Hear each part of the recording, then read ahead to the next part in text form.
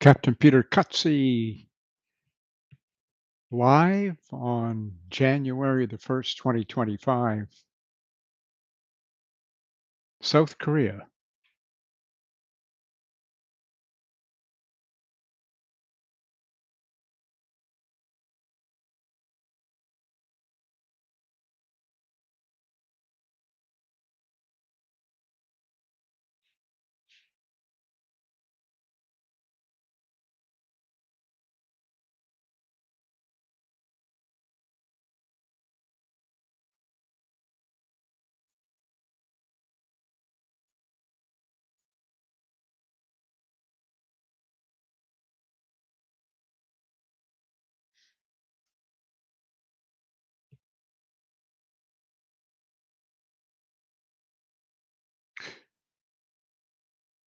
And we'll share tab with you here. This is part of the technology that I use in the online tutoring. FAA approved. Explain 12.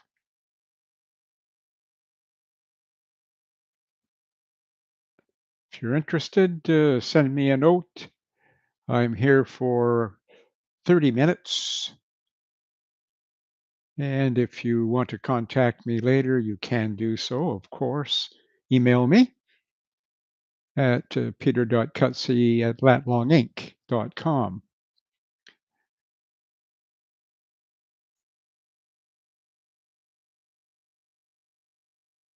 The website,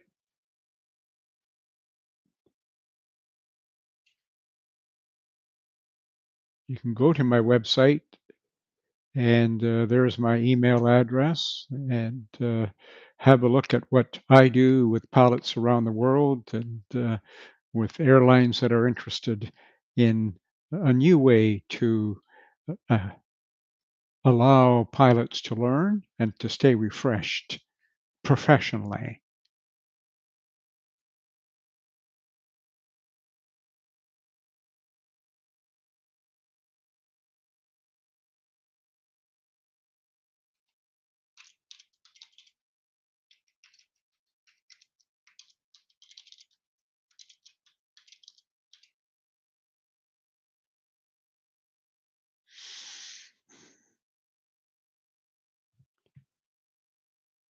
We have a library that's available for viewing access only.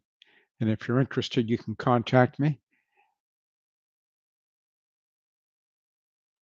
We have 58 different categories in the library, covering everything about an airplane, specifically the Boeing 737 new generation and the Boeing 737 MAX.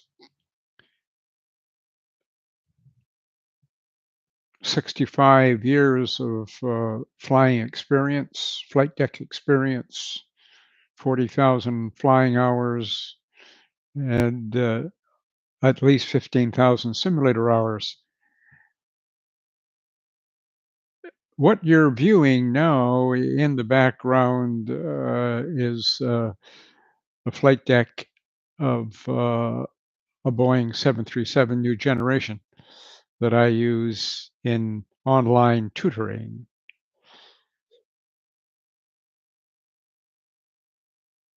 I record my sessions with the clients around the world and make the recordings available in Google Drive in a secure folder so that they can review later.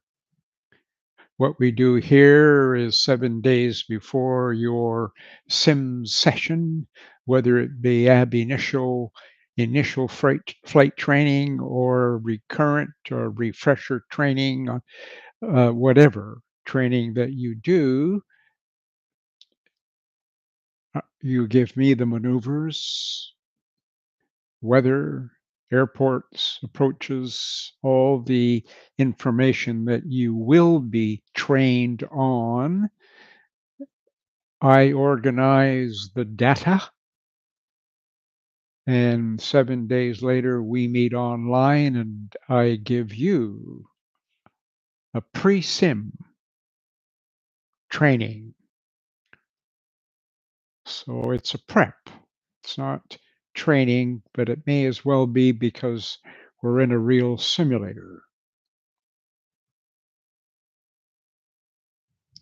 In this particular presentation you see in the background, we're sitting at a Korean airport, namely Muan, which is RK JB is the ICAO ident. We're sitting on the threshold of runway 01.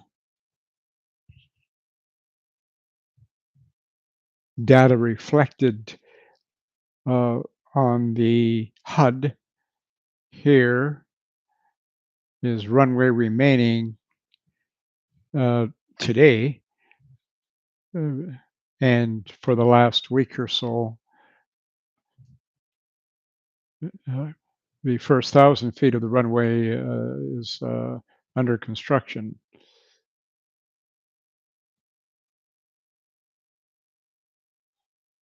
So if you're interested, send me a note. We'll chat and uh, talk about aviation. Uh, talk about what we can do for you prior to your real simulator sessions.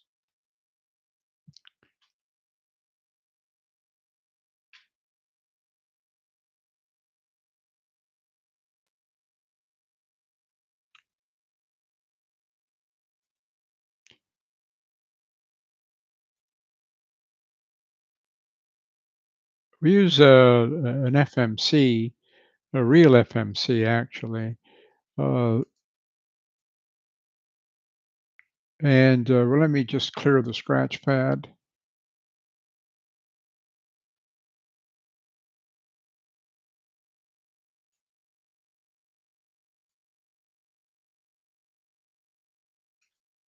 And we will get rid of some of that sound in the background. All right, we use a real CDU, FMC CDU, and also we have pop-ups of the nav display and uh, the primary flight display.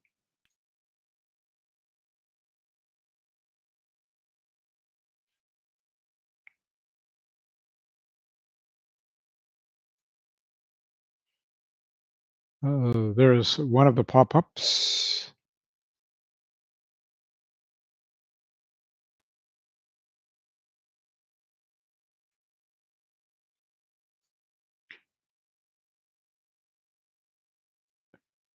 And there is the nav display.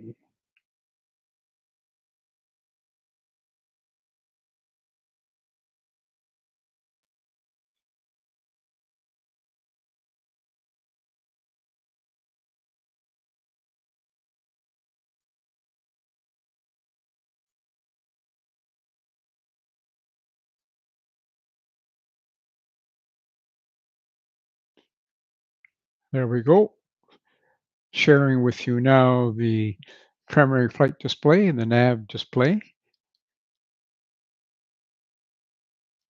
and also HUD, whether you have it on board your aircraft or not. It's in the captain's position, which most airlines who have HUD have it installed for the captain.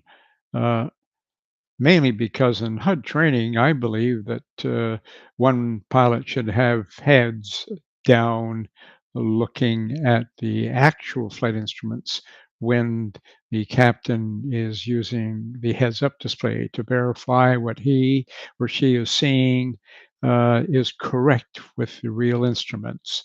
That's my feeling with my experience over the last 65 years and ongoing.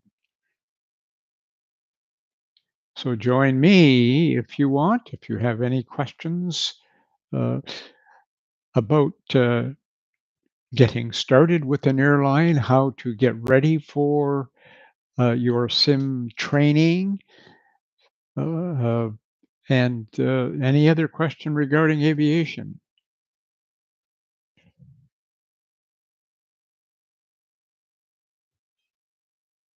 Being a pilot with an airline is difficult and self-rewarding. Lots of studying to keep up with changing procedures or just to keep up with normal procedures and non-normal procedures. The library that I have created uh, was done at the beginning of January of 2020 due to COVID-19 hitting the planet end of January, end of December, beginning of January 2020.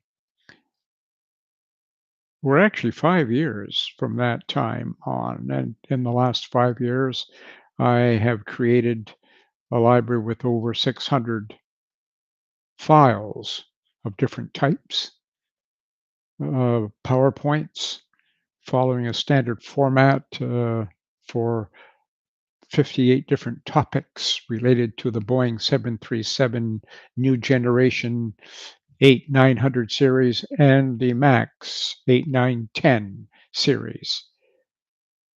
You'll find if you are currently flying the Boeing 737 that the procedures on the NG and the MAX are very close to identical. Well, the MAX has a few different procedures because of advanced flight control systems as far as pitch is concerned, but basically the systems are almost identical. The weight's a little heavier, of course, uh, however, basically very much the same. All the procedures very much the same. I use an FAA approved simulator that you're looking at now uh, in X-Plane 12 and utilize several other programs uh, to allow the training, pre-sim training to be very effective.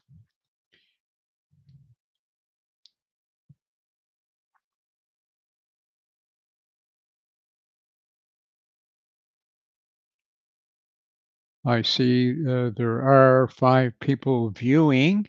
Don't hesitate to drop a note. And if you have any questions, and I'll certainly answer them to the best that I can. If you want further information on accessing, view accessing, that is view only for a lifetime, uh, to my library, I can discuss that with you separately uh, in a Zoom meeting with you after this uh, broadcast.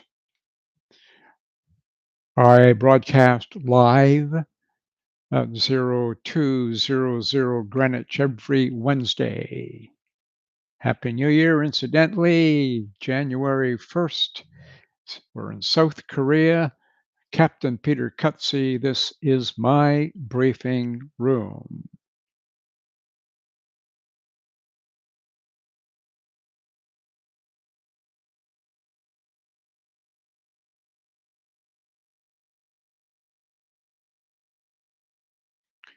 We'll let you have a look at the library. I'll call it up here. It's resident in uh, Google Drive.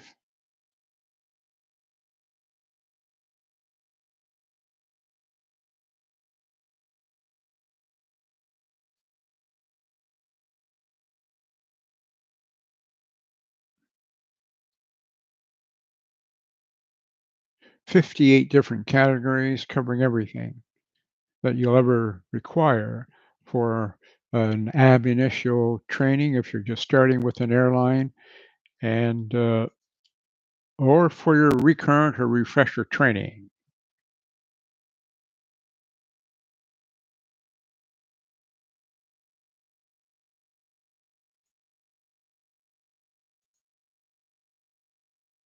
There we go.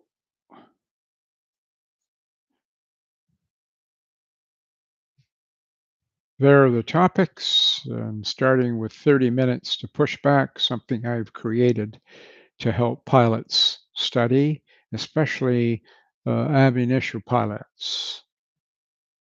The, for instance, let's just have a look at one folder here. Uh,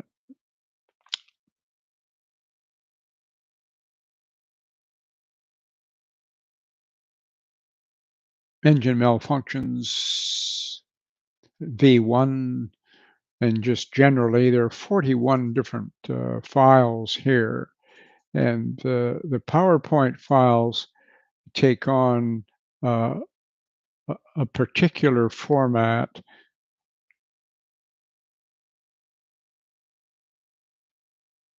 Hi, Cyprian. Welcome, sir.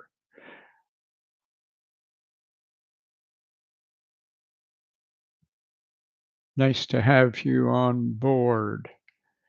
Let me just share with you the PowerPoints that I've created in a particular format.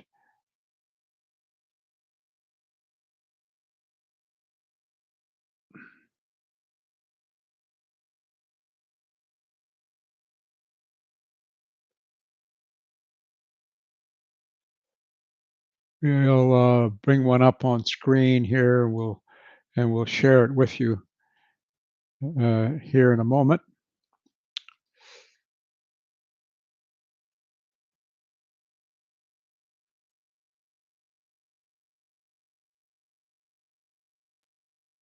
There we go.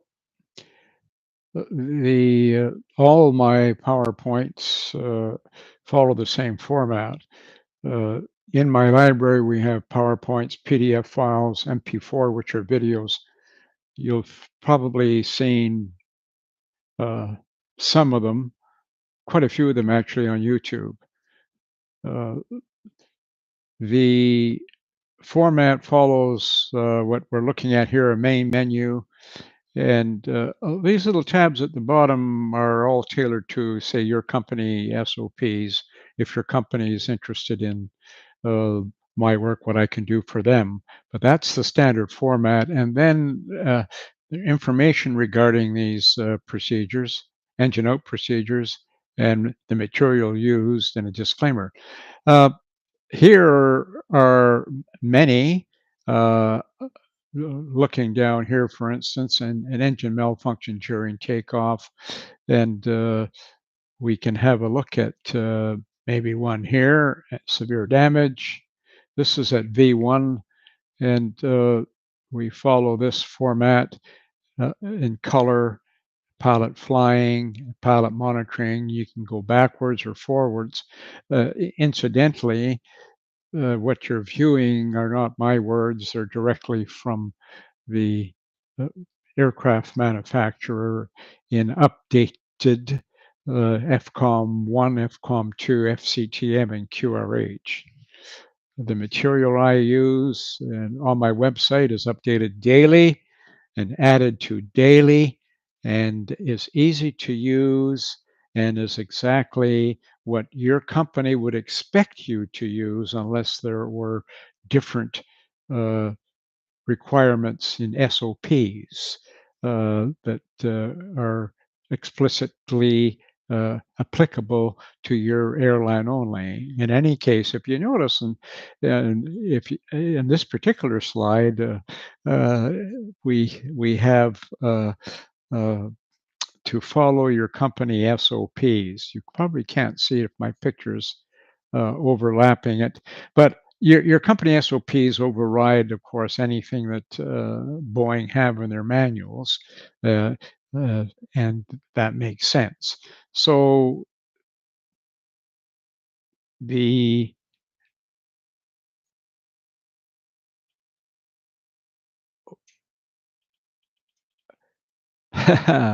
so there we go. That's what we're doing. And Cyprian, are you currently flying with an airline? If you feel free, you can jot me a yes or no, or are you interested in coming on board someday with an airline? I can provide you with what you need uh, before, during, and after uh, your sim flight training. I have been involved as a flight instructor for close to 65 years in aviation and military pilot many years ago, 1959, uh, and still going strong. I have a passion for aviation. Aviation is difficult, but it's very satisfying. Why is it difficult? Because you have to study, and you have to study every day to keep current. It's important. There are so many procedures that and systems that you have to keep up to speed on so that you can be safe. In my 40,000 hours flight deck flying and sim combined, about 30,000 hours in flight and 15,000 sim instructional sessions, uh, I've studied and I've kept up to speed.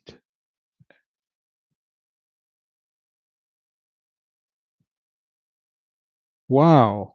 Well, good for you, Cyprian, and congratulations on your uh, upcoming upgrade. And part of what I do here is I do upgrade training, uh, pre-sim training. So you, if you want, would be a great candidate to come with me, uh, and we could actually help you. Uh, Being a captain uh, is important because you're in charge of the decision making, and decision making is shared with your first officer. And part of the most important part of my command, pre-command training here online is the CRM aspect of sharing with your first officer. You are a first officer, so you understand what I mean. So, in my Captain Upgrade online training, we talk about all the things that are not in books, such as uh, the recent uh, fatal accident here in South Korea at Munan International Airport. Uh, the Many things we don't know, but there are many things that uh, pilots who study daily are armed with the right information to do the right thing, providing they were trained properly to do so. So these are the things we talk about. Uh, is to give you my lifetime experiences in the important thing in aviation, which is people. Flying an airplane is not difficult, but being prepared for the unknown is more difficult. A pilot should always be prepared for the unknown. And the only way one can do that is to stay up to speed, to dedicate your life the way I have, the way you're looking at right now. And if you go to my website, you'll see what I'm talking about on my website. And The dedication means hard work and studying and be prepared for everything. What if, what if, what if you have a bird strike? What are you going to do? Uh, are you prepared to do what you have to do? Uh, Most important is to fly the airplane. Scenario: let's say you were on final approach to a runway. Let's say you had a bird strike.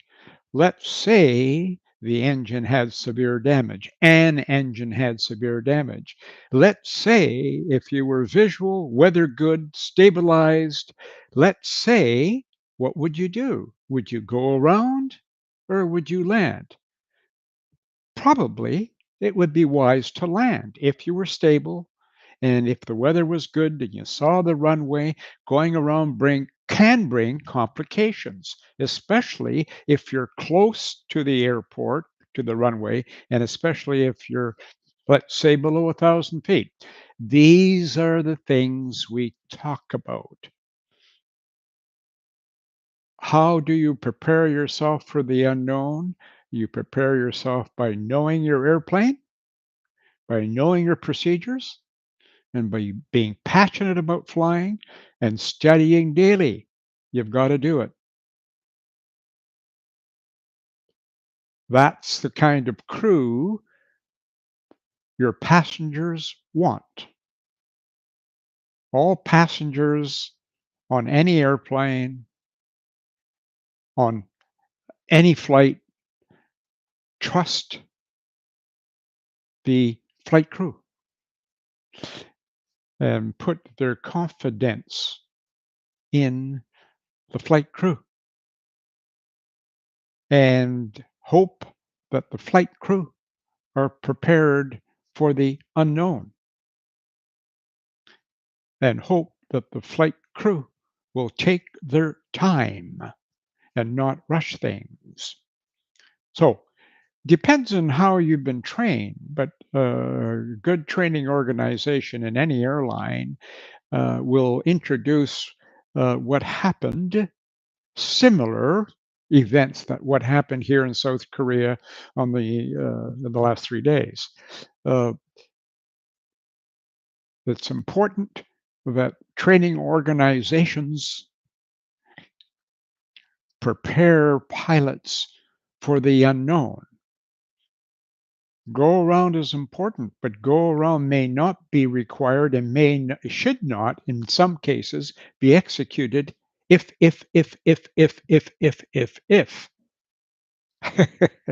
So it's all of these unknown things. Anyhow, uh, I am going to finish this live broadcast. I've got to run, and I've got a few people watching, and one in particular has mm, sent me a note. Cyprian, if you're interested in speaking with me, please email me and go to my website. Uh, and My email is on there and we can chat. Anyhow, this is Captain Peter Cutsie in South Korea, and this is my briefing room. See you next Wednesday at 0200 Greenwich.